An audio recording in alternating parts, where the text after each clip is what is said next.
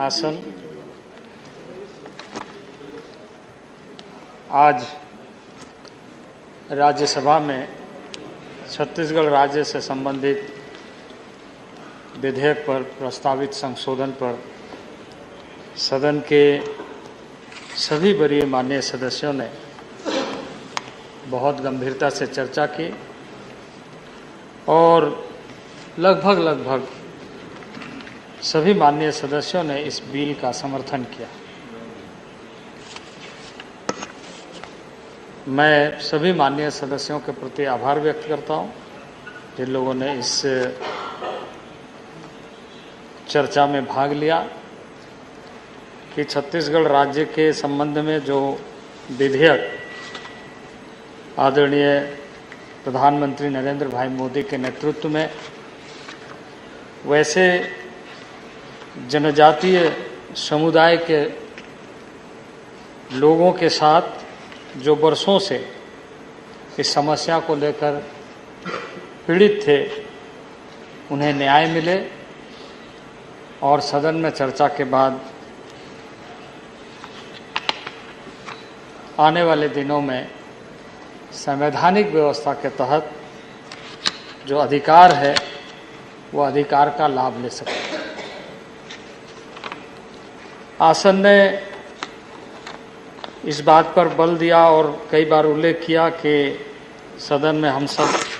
जो विधेयक प्रस्तुत है उस प्रस्तुत विधेयक के आधार पर अपनी बातों को रखें।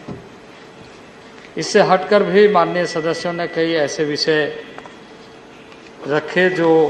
इस विधेयक से संबंधित नहीं है लेकिन जनजातीय विषय से संबंधित है और इसलिए मैं उसे भी संज्ञान में लेते हुए कि वैसे जो भी सुझाव आपके जनजातीय समुदायों के संबंध में आए हैं सरकार रचनात्मक तरीके से उन सारे मामलों पर आगे कैसे जनजातीय समुदायों को लाभ मिले यह सुनिश्चित करेगी, क्योंकि पिछले 9 वर्षों में आदरणीय प्रधानमंत्री नरेंद्र भाई मोदी के नेतृत्व में लगातार इस बात की कोशिश हुई है और वैसे समस्याओं को समाधान करने के दिशा में पहल की गई है जिसका एक उदाहरण आज यह सदन में जो प्रस्तुत किया गया विधेयक है। इसके पहले कई राज्यों के ऐसे जो विषय रहे हैं उसका समाधान हुआ। अरुणाचल के विषय थे, त्रिपुरा के विषय अभी हमारे माननीय सदस्य विप्लव जी बता रहे थे। त्रिपुरा के संबंध में वहाँ भी इस तरह की कठिनाई थी। इसके साथ साथ उत्तर प्रदेश के साथ ही साथ झारखंड के, कर्नाटका के, तमिलनाडु के, कई राज्यों के ऐसे जो त्रुटि रही उसका समाधान करने का प्रयत्न, जो मापदंड तय किए गए उसके आधार पर किया गया और आगे इस पर कार्य चल रही है कि जिन राज्यों में ऐसी समस्या है वहाँ के राज्य सरकार इन सारे मामलों पर अच्छे ढंग से शोध करे। शोध करने के बाद जो मापदंड तय की गई है उसमें इसका अध्ययन करते हुए भारत सरकार को सारी सूचनाएं उपलब्ध कराए, जिससे भारत सरकार ऐसे मामलों को जिसमें नीति निर्धारण की गई है कि अनुसूचित जनजाति के जो चारित्रिक गुण है उसके आधार पर उन्हें यह सुविधा प्राप्त होने के लिए संवैधानिक दृष्टि से विधेयक के माध्यम से हम अधिकारों को सुनिश्चित करें। तो यह क्रमवार चल रहा है। मैं इसलिए इस बात को दोहरा रहा हूँ। अभी थम्बी दुरई जी नहीं हैं माननीय सदस्य जिन्होंने इस बात का उल्लेख किया कि पूरे देश का एक साथ विधेयक लाया जाए। इसकी एक भारत सरकार के द्वारा विधि मापदंड तय की गई है कि इन मापदंडों के आधार पर सभी राज्य क्योंकि अलग अलग राज्य में रहने वाले जनजाति समुदाय के लोगों की बहुत सारी विशिष्ट ऐसी अलग अलग पद्धतियाँ, गुण है जिसका उल्लेख होना कि वो उस चरित्र को, उस कैरेक्टर को इनहेरिट करता है,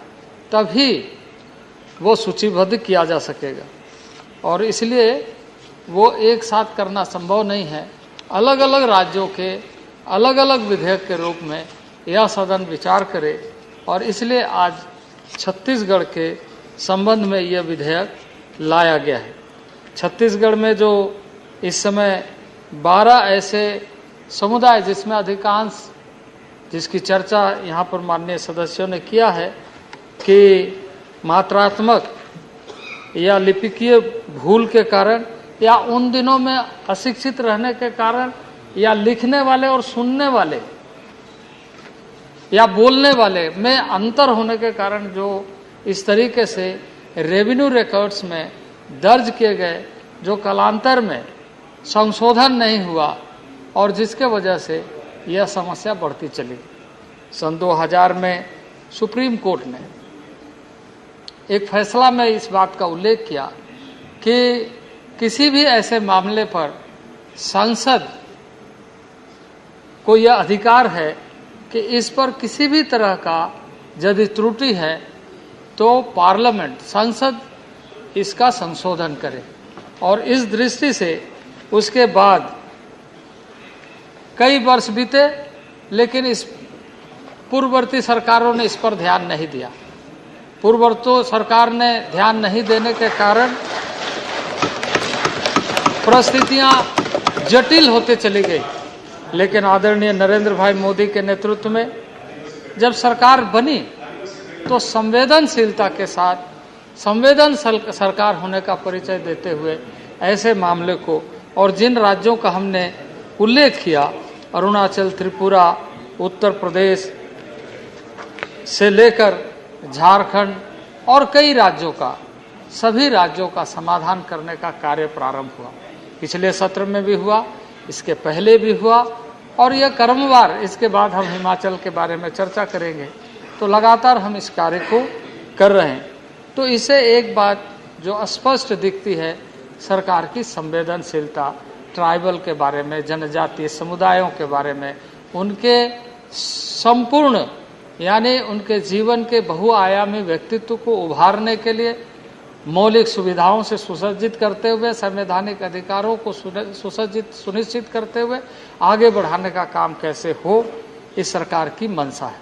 और इसी कड़ी में मैं जो आज प्रस्ताव पेश किए गए हैं उसका मैं थोड़ा सा उल्लेख करना चाहता हूं कि छत्तीसगढ़ की कुल जनसंख्या लगभग, पिछले आंकड़े आबादी जो 2011 का सेंसस है उसके आधार पर 2,55,00,000 संख्या है। उसमें कुल संख्या जनजाति की 78.22 लाख है। और जो आज हमने यह प्रस्ताव विधेयक के रूप में लाया है, 12 समुदायों की अनुमानित जनसंख्या 72,000 है। और 72,000 यदि हम 12 के संख्या को देखें, 12 जाति जिसका संशोधन करने का प्रस्ताव है, तो बहुत कम संख्या में है। लेकिन सरकार की संवेदनशीलता की उनकी खोज हो, उनकी समस्या का समाधान हो और उन्हें भी न्याय मिले, जो शायद पीछे बैठे हुए जिनके आवाज़ यहाँ तक पहुँच नहीं पाती है, वो हमारे माध्यम से आवाज़ पहुँचे और उन्हें न्याय मिले। और इसलिए ये जो 72,000 की संख्या है, सूची में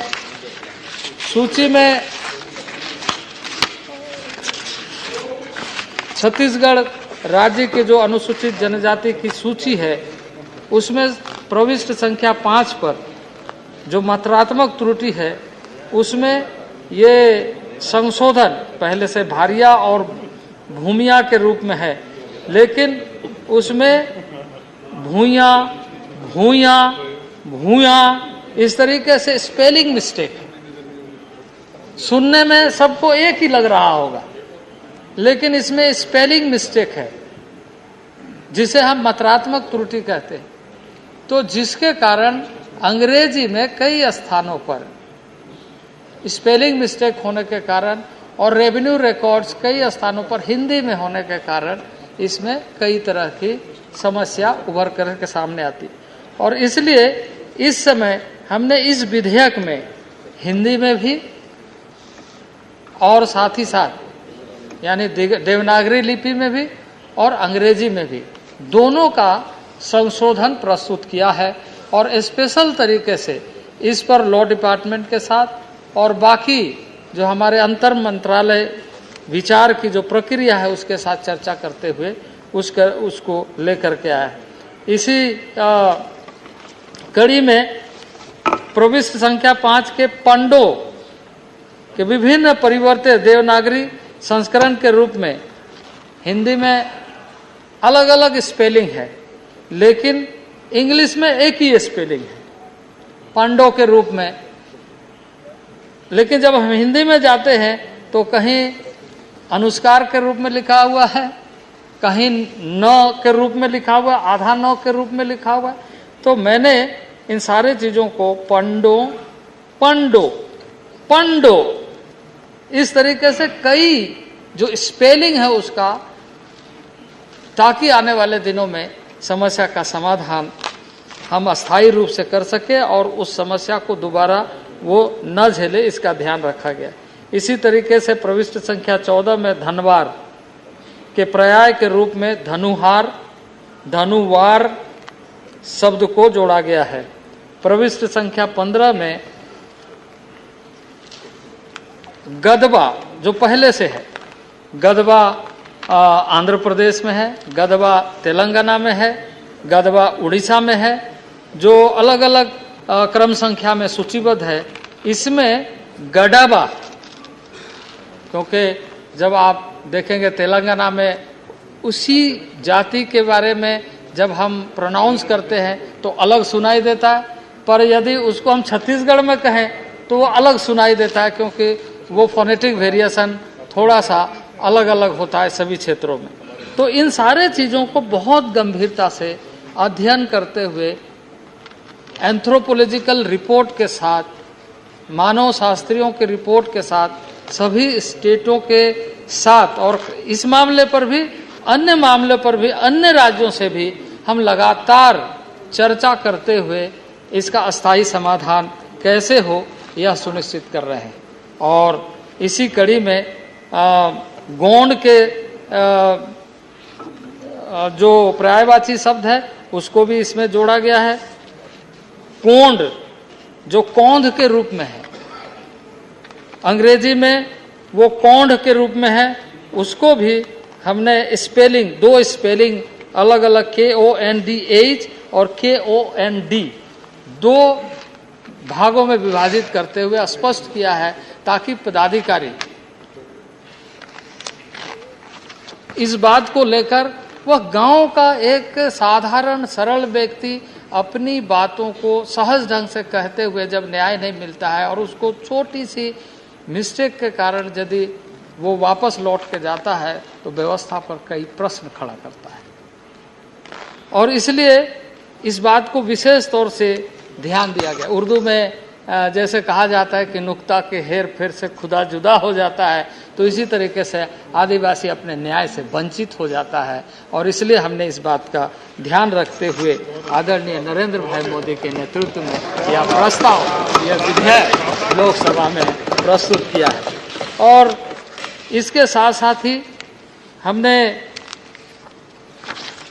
कुल 12 ऐसे समस्या का समाधान करते हुए छत्तीसगढ़ के मामले में, क्योंकि छत्तीसगढ़ के हमारे माननीय राज्य मंत्री रेणुका सिंह जी हैं, हमारे बहन सरोज पांडे जी जिन्होंने चर्चा किया, तो काफ़ी दिनों से काफ़ी प्रतिनिधि इस बात को लेकर, संख्या कम है लेकिन इसके बावजूद वो संख्या इस देश का एक एक नागरिक है जिसको न्याय मिलना चाहिए। इसके लिए लोगों ने संवेदनशील होकर के सरकार के साथ मिल करके, और मुझे इस बात की प्रसन्नता है कि आज इन सारे विषयों पर लगभग सभी ने, विपक्ष के माननीय सदस्य यहाँ पर नहीं है मैं ना ही उनकी आलोचना करूंगा, बल्कि मैं तो ये कहूंगा कि आप रहते तो अच्छा होता। अब नहीं है, फिर भी वहाँ के जनता के लिए अच्छा ही हो रहा है, क्योंकि सदन चर्चा कर रहा है, सदन फैसला कर रहा है। वो वही है, इसीलिए हम यही है। मैं बहुत ज्यादा नहीं कहते हुए इतनी बातों का उल्लेख करूंगा कि यह सरकार माननीय नरेंद्र भाई मोदी के नेतृत्व में इस देश के प्रत्येक नागरिक को न्याय मिले, यह सुनिश्चित करने का कार्य 9 वर्षों से अनवरत चल रहा है और आगे भी चलता है। मैं इसका उदाहरण इस रूप में देना चाहता हूं कि कई योजनाएं इस देश में प्रारंभ हुई और उसका अच्छा परिणाम आ रहा है। कुल यदि हम आयुष्मान भारत को देखें तो एक संवेदनशीलता देखती है कि हेल्थ फॉर ऑल, सबका स्वास्थ्य अच्छा होना चाहिए, लेकिन उसमें भी माइक्रो लेवल में इस सरकार ने चिंता की। अभी कुछ दिन पहले आपने देखा होगा कि माननीय प्रधानमंत्री मध्य प्रदेश के सुदूरवर्ती जिला शहडोल में जाकर एक अभूतपूर्व कार्य योजना को प्रारंभ किया हेल्थ सेक्टर में, कि पूरे देश के जनजातीय क्षेत्रों में, खासकर उसमें जनजातीय और जनजातीय क्षेत्र में रहने वाले और भी बहुत सारे वर्गों के लोगों में भी ये समस्या बड़ी संख्या में है, उसका अस्थायी समाधान हो। इसके साथ जो वंशानुगत समस्या है, जेनेटिक डिसऑर्डर है, सिकिल्स एनीमिया का, उसका राष्ट्रीय अभियान प्रारंभ करने का स्पेशल फोकस, स्पेशल कार्यक्रम हेल्थ मिनिस्ट्री और ट्राइबल अफेयर्स मिनिस्ट्री के साथ प्रारंभ किया है। और मैं समझता हूं कि 7 करोड़ लोगों का इसमें डेटा प्रबंधन होगा और इस बीमारी को जब इस देश में हम सब लोग आजादी का 100 साल मनाएंगे, ये बीमारी भारत से जड़ से समाप्त हो, इस संकल्प के साथ इस अभियान का शुरुआत किया गया। तो यह संवेदनशीलता को दिखाता है कि हम हेल्थ में, स्वास्थ्य में, एजुकेशन में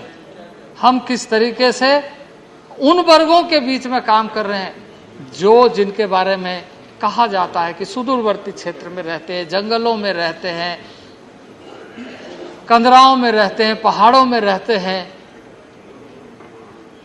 जिनके बारे में पिछले 75 वर्षों में लोगों ने बहुत सारी बातें कही, लेकिन वहां तक पहुंच नहीं पाए। पिछले 9 वर्षों में हम पहुंचते हुए एजुकेशन में एकलव्य मॉडल रेसिडेंशियल स्कूल के माध्यम से हर परिवार के बच्चों को अच्छी शिक्षा की सुविधा मिले, ये हम सुनिश्चित कर रहे हैं। और सिकिल्स एनीमिया के अभियान के माध्यम से हम उनके स्वास्थ्य की पूरी चिंता करते हुए अस्थायी समाधान, बाकी समय के साथ हर व्यक्ति के शरीर में कुछ न कुछ होता है, उसके लिए